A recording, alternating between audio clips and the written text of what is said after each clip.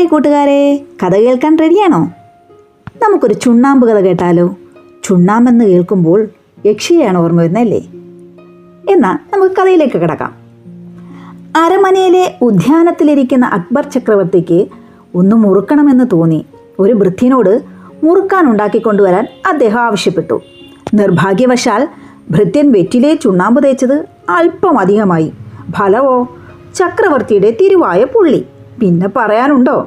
കൊട്ടാരം വൈദ്യന്മാർ മരുന്ന് കൊടുത്ത് സമാധാനമുണ്ടാക്കിയെങ്കിലും ചക്രവർത്തിക്ക് ഭൃത്യനോട് അടങ്ങാത്ത കോപം തോന്നി. അദ്ദേഹം ഈ ഭൃത്യനെ വിളിച്ച് കൽപ്പിച്ചു, ഉടനെ ചെന്ന് കടയിൽ പോയി ഒരു സേർ ചുണ്ണാമ്പ് മേടിച്ചു കൊണ്ടുവരൂ. തന്നെ കൊണ്ട് ഒരു സേർ ചുണ്ണാമ്പ് മുഴുവൻ തീറ്റിക്കാനാണ് ചക്രവർത്തിയുടെ ഉദ്ദേശമെന്ന് ഭൃത്യന് മനസ്സിലായി. പാവം ഭൃത്യൻ വിഷാദമുഖനായി നടന്നു. കടയിലേക്ക് പോകും വഴി ബീർബലിനെ കണ്ടുമുട്ടി. കണ്ണീരൊഴുക്കുന്ന മുഖത്തോടെ നടന്നു നീങ്ങുന്ന ഭൃത്യനോട് ബീർബൽ കാര്യങ്ങൾ തിരക്കി. ആ സാധു കണ്ണീരോടെ ഉണ്ടായ കഥ ബീർബലിനെ വിവരിച്ചു കേൾപ്പിച്ചു.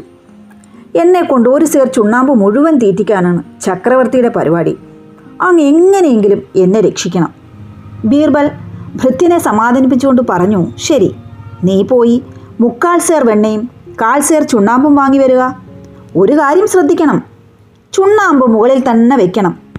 തിരുമേനി തിന്നാൻ പറഞ്ഞാൽ അടിയിൽ നിന്നും തിന്നാൻ തുടങ്ങിക്കോ. ബീർബൽ പറഞ്ഞ രീതിയിൽ ഭൃത്യൻ ചുണ്ണാമ്പുമായി ചക്രവർത്തിയുടെ മുമ്പിലെത്തി. ചുണ്ണാമ്പ് തേച്ചത് അധികമായാൽ എന്ത് സംഭവിക്കുമെന്ന് നീ കൂടി അറിയണം. അതിനായി എൻ്റെ മുമ്പിൽ നിന്ന് തന്നെ നീ അത് മുഴുവൻ തിന്നണം. ചക്രവർത്തിയുടെ കൽപ്പന കേട്ട ഭൃത്യൻ ബീർബൽ പറഞ്ഞതനുസരിച്ച് പാത്രത്തിൻ്റെ അടിയിൽ കൈയിട്ട് തിന്നാൻ തുടങ്ങി. പാത്രത്തിലെ സാധനം പകുതിയോളം അവൻ അകത്താക്കി. മതി, കൊണ്ടുപോ. ചക്രവർത്തിയുടെ കൽപ്പന കേട്ട ഉടൻ ഭൃത്യൻ തീറ്റ മതിയാക്കി അവിടെ നിന്നും പോയി. അരസേർ ചുണ്ണാമ്പ് തിന്നിട്ടും അവനൊന്നും പറ്റിയില്ലല്ലോ. എന്തായിരിക്കും? താമസിച്ചില്ല. ചക്രവർത്തി ഉടൻ ഭൃത്യനെ തിരികെ വിളിപ്പിച്ചു. അരസേർ ചുണ്ണാമ്പ് തിന്നിട്ടും ഒന്നും സംഭവിക്കാത്തതിൻ്റെ കാരണം തിരക്കി. പേടിച്ചു വിറച്ച് ആ ഭൃത്യൻ ഉണ്ടായ കാര്യങ്ങൾ ചക്രവർത്തിയോട് പറഞ്ഞു. കാര്യങ്ങൾ മുഴുവൻ കേട്ടറിഞ്ഞ അക്ബർ ചക്രവർത്തിക്ക് ചിരിയാണ് വന്നത്. തൻ്റെ സേവകനോട് പോലും ബീർബലിനുള്ള ദയ ചക്രവർത്തിയിൽ മതിപ്പുളവാക്കി.